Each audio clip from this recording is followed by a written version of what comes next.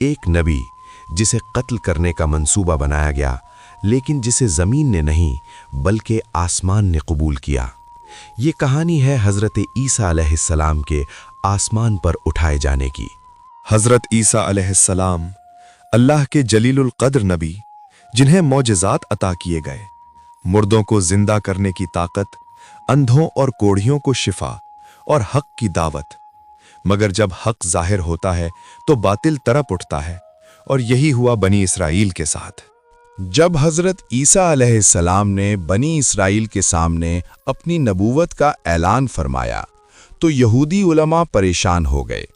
وہ تورات پڑھ چکے تھے، انہیں معلوم تھا کہ مسیح وہ ہوگا جو ان کے بگڑے ہوئے دین کو درست کرے گا، اور یہی بات ان کی دشمنی کی بنیاد بن گئی۔ حضرت عیسیٰ علیہ السلام نہ کسی تخت کے طالب تھے، نہ کسی حکومت کے، وہ صرف اللہ کے دین کی دعوت دیتے تھے۔ لیکن یہودیوں نے اس دعوت کو اپنے اقتدار کے لیے خطرہ سمجھا۔ حق کی آواز ان کے لیے ناقابل برداشت ہو گئی۔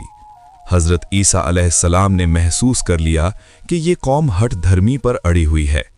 ایک دن آپ نے لوگوں کو مخاطب کر کے فرمایا، من انصاری الی اللہ، یعنی کون ہے جو اللہ کے دین میں میرا مددگار بنے۔ یہ ایک پکار تھی۔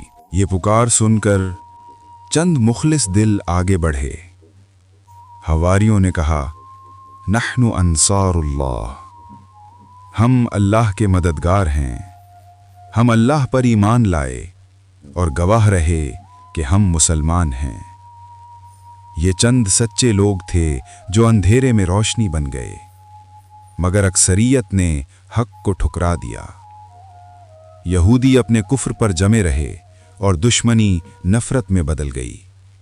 اب وہ صرف مخالفت نہیں چاہتے تھے، بلکہ حضرت عیسیٰ علیہ السلام کا خاتمہ چاہتے تھے۔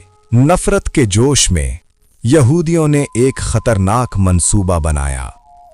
حضرت عیسیٰ علیہ السلام کو قتل کرنے کا فیصلہ کر لیا گیا۔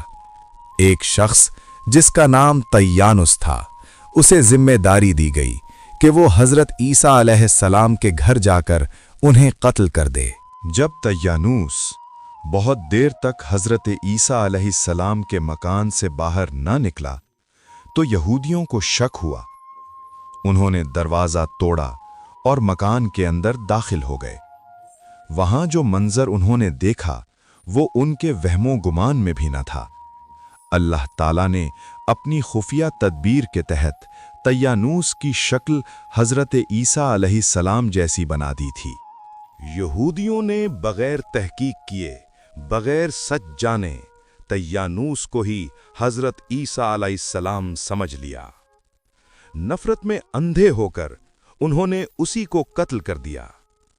انہیں لگا کہ وہ کامیاب ہو گئے ہیں، لیکن حقیقت میں وہ اللہ کے منصوبے میں الجھ چکے تھے۔ جب لاش طیانوس کے گھر پہنچی تو اس کے اہل خانہ حیران رہ گئے۔ انہوں نے غور کیا تو دیکھا کہ چہرہ حضرت عیسیٰ علیہ السلام کا ہے، مگر پورا بدن طیانوس ہی کا ہے۔ یہ منظر ہر عقل کو حیران کرنے والا تھا۔ اور اللہ اپنے نبیوں کی حفاظت خود فرماتا ہے۔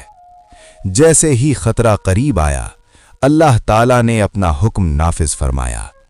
آسمان سے حضرت جبرائیل علیہ السلام نازل ہوئے۔ حضرت جبرائیل علیہ السلام ایک نورانی بدلی کے ساتھ آئے۔ یہ بدلی زمین کی نہیں تھی، یہ آسمان کی نشانی تھی۔ اسی لمحے حضرت عیسیٰ علیہ السلام اللہ کے حکم سے آسمان کی طرف اٹھائے جانے لگے۔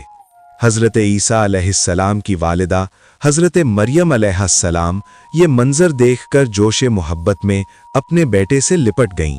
ماں کا دل جدائی سے کانپ اٹھا۔ حضرت عیسیٰ علیہ السلام نے نرمی سے فرمایا، اماں جان، اب ہماری ملاقات قیامت کے دن ہوگی۔ اور پھر وہ لمحہ آ گیا جس نے تاریخ بدل دی۔ نورانی بدلی حضرت عیسیٰ علیہ السلام کو آسمان کی طرف لے گئی۔